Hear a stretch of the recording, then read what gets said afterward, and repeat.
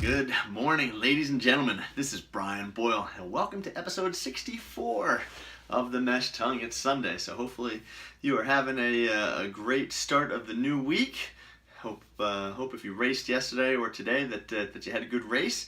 And hey, leave those comments below. Let me know how you did. I know a lot of you were running for some long runs. Boston's coming up in about 6 weeks. So if you're training for Boston, hopefully these are the crucial weeks where you get those long runs in and you're getting your rest. That's the important thing. Don't forget to get your rest. Everyone's all worried about getting these long runs in. The long runs are great, but if you're not getting enough rest, you're going to be gassed by the time you get to Boston. So those folks that are not running Boston, if you're just going out and running, then hopefully you're getting a little early spring running in here. That warmed up just enough in the last 2 days in Utah here to get some beautiful days of running in. Although we're getting a big storm that's going to come back in tonight, and so we're supposed to get some snow. But hey, you got to take what you can get this time of year. So today I want to talk to you about muscle cramps, and one reason in particular. So it's always been thought that muscle cramps have either been kind of a lack of sodium or fluid volume. If we think about not having enough hydration, that the muscles will actually cramp up. A lot of times people say, oh, it's potassium, eat a banana.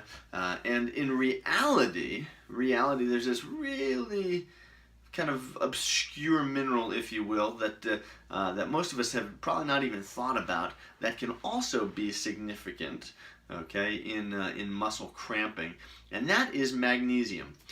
So, how familiar are you with magnesium? Well, if you've been taking any of these sorts of tablets, anybody see these things? Yeah, you probably have tried those. They've got about 25 milligrams of magnesium. It gives you about a 6%. The normal for males is about 350 milligrams and 280 of RDA for females. And this is important, so I'm actually going to read some of these things from you. This is from a Optimum Sports Nutrition book that Dr. Colgan had put together. This is a fantastic resource if you're looking for this. But your body contains 20 to 30 grams of magnesium as it is. So 60% in the skeleton and 40% in the soft tissues. So if you've already got 20 to 30 grams of magnesium in the body and it's being used for just about, it says 300 enzymes in the body. How many is that? I mean, that's a significant amount that magnesium is a part of. Problem is that it's also essential for burning glucose. So if you think about that, if you start running and in the first 30 minutes you are burning your glucose stores, okay, magnesium is probably getting burned up at a significant amount.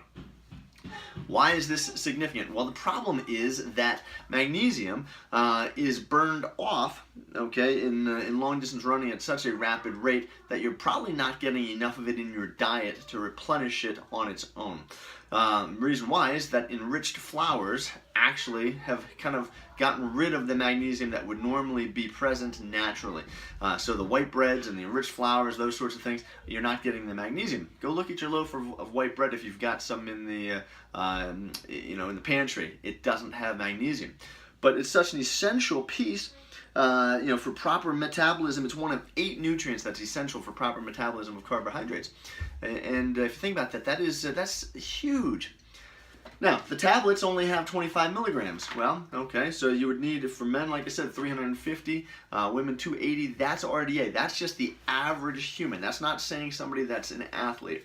So probably want to start supplementing, if you haven't already, magnesium into your diet, whether it's through getting more of the whole grains and or beans and things, any sort of high fiber,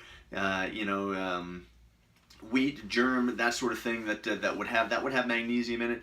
But a lot of the pro athletes are supplementing anywhere probably between 400 to 1200 milligrams a day into their diet. Again, depends on how much running you're getting. If you're going out for a 3-hour run, okay, I mean, you're probably gone with magnesium by the time you hit the first hour.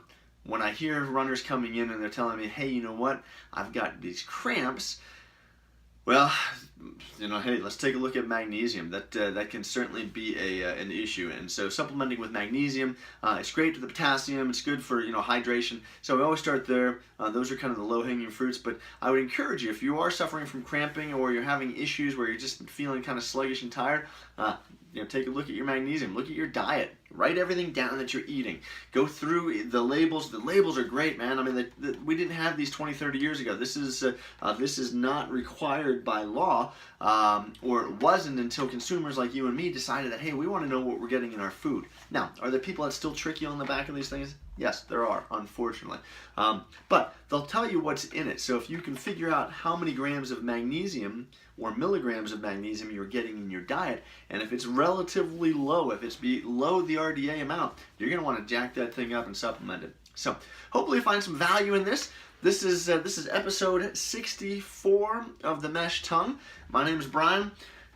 Send those questions, send those comments to my email. That's Brian with an I, B-R-I-A-N, at company, the number 5k.com. I'll be happy to get back to you with those answers. And if there is a question that is of a kind of a grand basis, or something that may have an overarching theme that I think that a lot of people benefit from, I'll definitely put a video out about it. But hopefully you're getting some value from these. Continue to get after it. If you've got some races coming up or your training is going well, I'd love to hear about it, so leave those comments below. And by all means, share this with your friends, your family, your training partners. But whatever you do, don't go hurting yourself to come back. I'll see you again tomorrow. Have a great day.